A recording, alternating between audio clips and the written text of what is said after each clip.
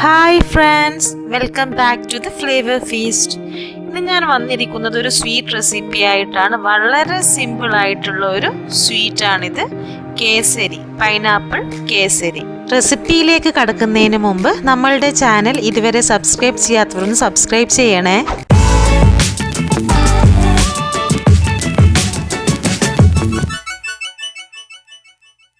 ആദ്യം തന്നെ നമ്മൾ ഒരു കപ്പ് പൈനാപ്പിൾ 2 സ്പൂൺ പഞ്ചസാരയും ഇട്ടൊന്ന് വേവിച്ചെടുക്കുകയാണ് ചെയ്യുന്നത്.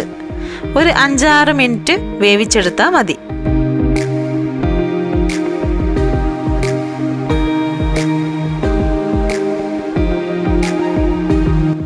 പൈനാപ്പിൾ ഒന്ന് നന്നായി വെന്ത് വന്നാൽ അതൊന്ന് മാറ്റി വെക്കുക.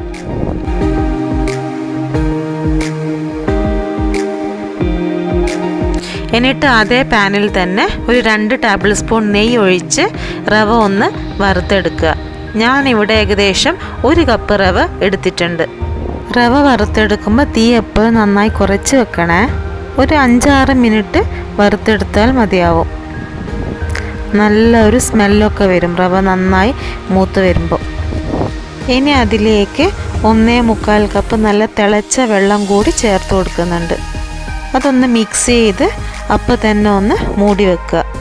ഞാനിവിടെ മൂടി വെക്കുന്ന ഷോട്ട് എടുക്കാൻ വിട്ടുപോയിട്ടുണ്ട്. ഒരു 2-3 മിനിറ്റ് മൂടി വെച്ചാൽ മതിയാവും. അതിനുശേഷം ഒരു 1/2 ടീസ്പൂൺ ഏലക്ക പൊടിച്ചതും കൂടി ചേർത്ത് കൊടുക്കുക. അതും കൂടി ചേർത്ത് നിർത്താതെ ഇളക്കി കൊടുക്കണം, അല്ലെങ്കിൽ നമ്മുടെ കേസരി അടിയിൽ പിടിക്കും.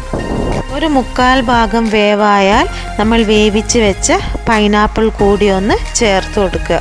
റവ നന്നായി കുക്കായി വന്നാൽ ഒരു 1/4 കപ്പ് പഞ്ചസാര കൂടി ഒന്ന് ചേർത്ത് കൊടുക്കുക. ഈ 1/4 കപ്പ് പഞ്ചസാര ഒരു മീഡിയം മധുരം മാത്രമേ ഉണ്ടാവുള്ളൂ. നല്ല മധുരം ആവശ്യമുള്ളവർക്ക് 1 കപ്പ് വരെ പഞ്ചസാര ആവാം.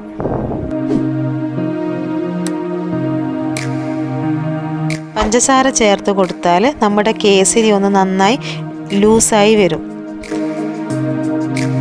അതൊന്ന് 2-3 മിനിറ്റ് കൂടി ഒന്ന് ഇളക്കി കൊടുത്ത് അതിലേക്ക് 2-3 ടേബിൾ സ്പൂൺ നെയ്യും 1 നുള്ളു ഉപ്പും ചേർത്ത് ഒന്ന് നന്നായി മിക്സ് ചെയ്ത് കൊടുക്കുക.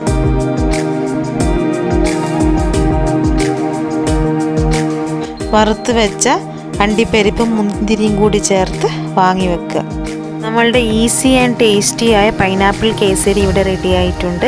എല്ലാവരും ട്രൈ ചെയ്ത് നോക്കുക, എന്നിട്ട് അഭിപ്രായം അറിയിക്കുക.